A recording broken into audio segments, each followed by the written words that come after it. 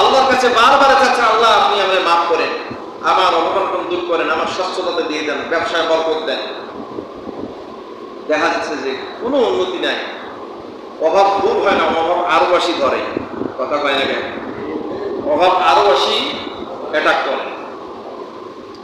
আমার চিন্তা করতেছে, আহারে আল্লাহরে এত নামাজ পড়ি, সিজদা করি, আল্লাহরে ডাকি, আল্লাহ আমার অভাবটা দূর করে দাও, আল্লাহ আমার আরো অভাব দেয়।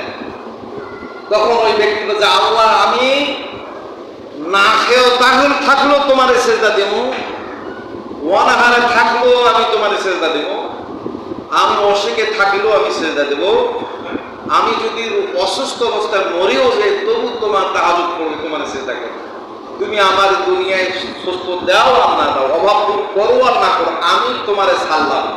আল্লাহ পাক বললেন যে বান্দা আমি তোমার দোয়া কবুল করলাম, আখিরাতে তোমার দিয়ে দিলাম। কোথায় দিল? কথা কয় না কেন? আখিরাতে। আল্লাহ রাব্বুল বললেন, ইন্নাল্লাহা কানা তাওয়াবার রহিমা। আল্লাহ রাব্বুল বললেন, ইন্নাল্লাহা নিশ্চয় আল্লাহ কানা হলেন তাওয়াবার রহিমা, তিনি তওবাকারী, তওবা গ্রহণকারী, তওবাকারীকে তওবাকারী প্রতি ক্ষমাকারী।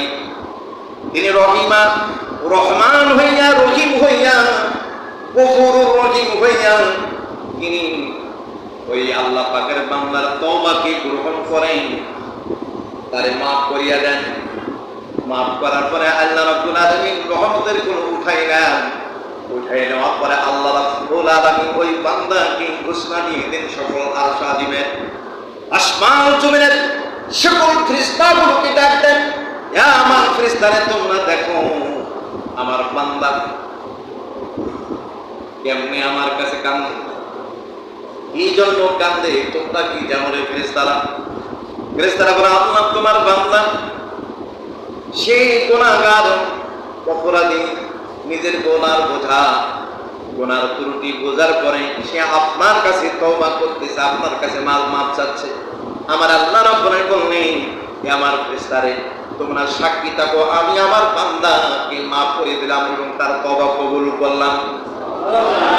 তার তওবা কবুল করে তারে মাফ করে দিলাম, আমি আল্লাহ তার জান্নাতের জামিনদার হয়ে গেলাম। আল্লাহ রাব্বুল আলামিন ফেরেশতাদের একটি সাক্ষী রাখলেন। আচ্ছা বলুন তো, একজন আল্লাহ পাকের গোলাম যদি আল্লাহর কাছে মাফ চায়, ক্ষমা চায়, আল্লাহ যদি মাফ করে, কারো কিছু করার আছে নি? আছে? কিচ্ছু করার নেই। মাফ যদি চাইতে হয় তাহলে চাবো কার কাছে? আল্লাহর কাছে। একমাত্র আমার আপনার রবের কাছে ক্ষমা চাবো, তওবা করব, ক্ষমা চাবো। আমরা মানুষের কদমে পড়ে আমরা মাফ চাই, ক্ষমা চাই, ঠিক কিনা? এটা কি হলো?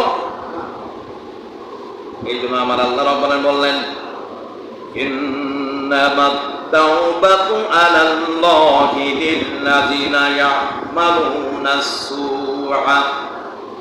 মূলত তওবা আল্লাহর কাছে করো।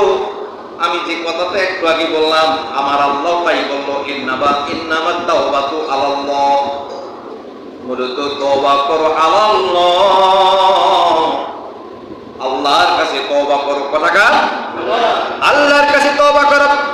লিল্লাযিনা যারা ইয়ামালুনাস সুআ, এবং কাজ করে মন্দ, বিজাহালাতি, এবং অজ্ঞতাবশত যদি কেউ পাপ করে, কি করে?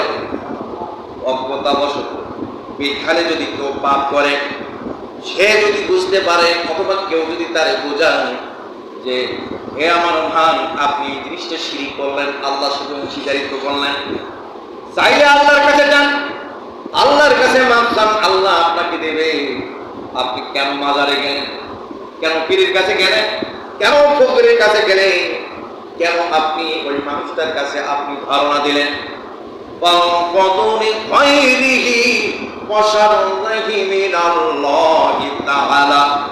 তকদিরের ভালো মন্তর মালিক হলো কি?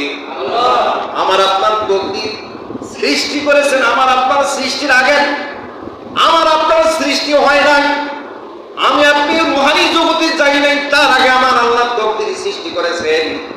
এই তকদিরের প্রতি যদি আপনার বিশ্বাস থাকে, আপনি কখনো কোনো মানুষের কাছে যাইতে পারেন।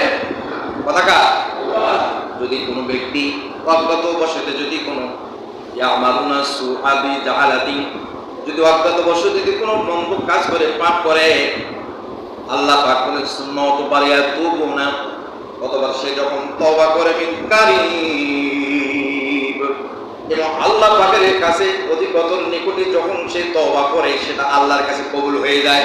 সুবহানাল্লাহ না? আউলাইয়া তুবুল্লাহু আলাইহিম, ওই সমস্ত লোক আল্লাহর কাছে যারা তওবা করে, আলাইহিম তাদের তওবা যখন আল্লাহ পাক কবুল করেন, আল্লাহ রাব্বুল আলামিন বললেন আমি আল্লাহ তাদের তওবা আমি গ্রহণ করলাম।